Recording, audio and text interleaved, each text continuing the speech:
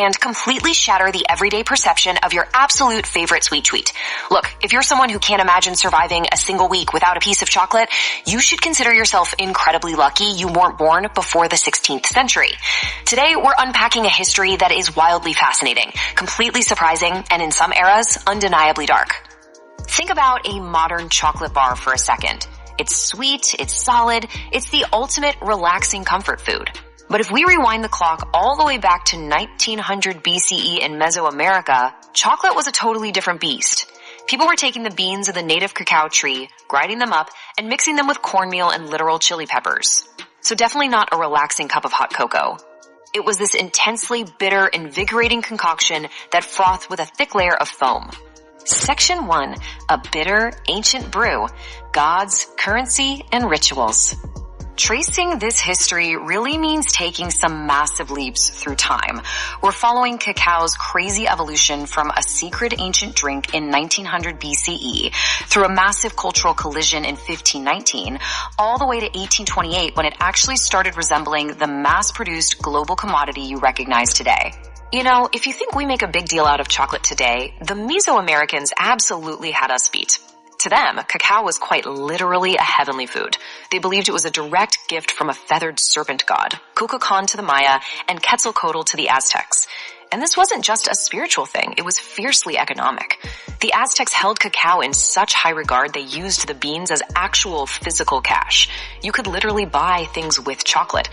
Beyond spending it, they drank it at royal feasts, handed it out to soldiers as a massive reward for success in battle, and wove it deeply into their most sacred religious rituals. Moving on to Section 2, the transatlantic chocolate encounter. Fast forward to 1519, the Spanish explorer Hernan Cortez rolls into the court of Moctezuma at Tenochtitlan, kicking off the very first transatlantic chocolate encounter. And Cortez's lieutenant recorded a detail that is just staggering. The king had 50 jugs of this highly valued cacao drink brought out and poured entirely into golden cups.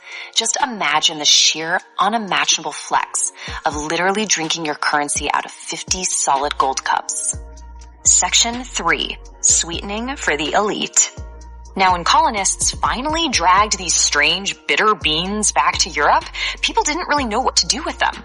Missionaries had brought back all these salacious stories of native customs, which actually sparked wild rumors across Europe that chocolate was an aphrodisiac. Plus, because it was so bitter, it was mostly just choked down as an upset stomach medicine. But then, boom, a major breakthrough.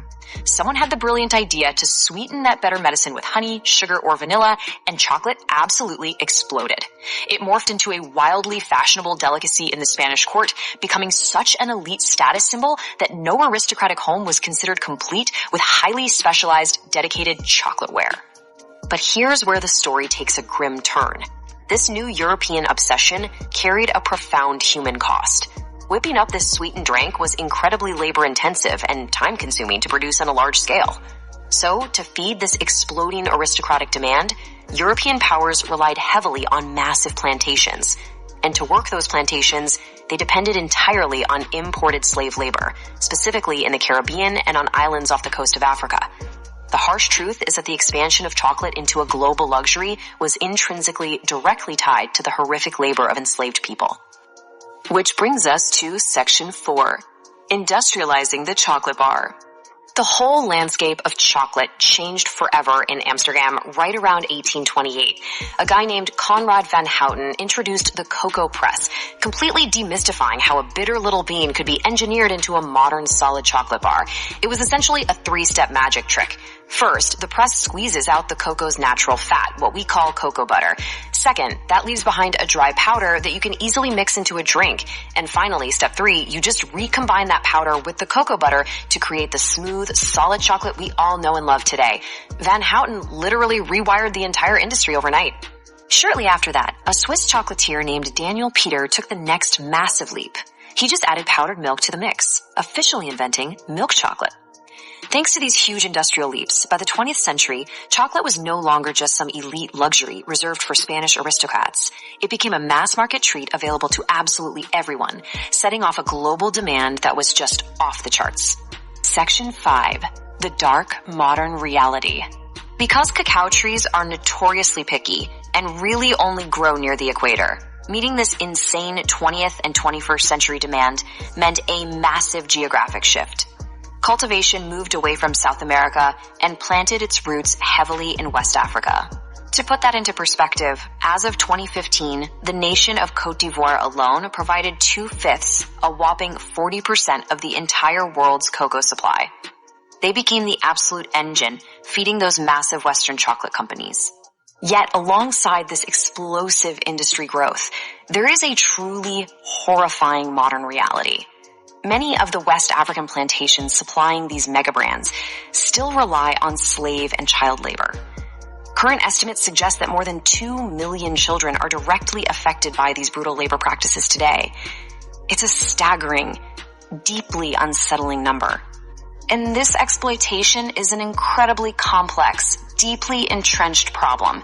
It persists right now, even as major chocolate companies attempt to form partnerships with African nations to crack down on indentured and child labor. It's a systemic issue, completely entangled with the world's relentless demand for cheap, abundant cocoa. So look at where we are today. Chocolate is firmly baked into our daily rituals, and it carries this very specific vibe. Thanks to its colonial associations, combined with a century of incredibly powerful advertising, chocolate is always sold to us as something sensual, something decadent, even a little forbidden. But knowing its real history, the ancient blood, the colonization, and the brutal reality of its production today, tells us exactly where that aura comes from. That glossy marketing is actively masking a very dark, very complex global supply chain. So what should we really take away from this explainer? Well, the next time you rip open a candy bar, maybe just take a second to remember the insane journey of that bean.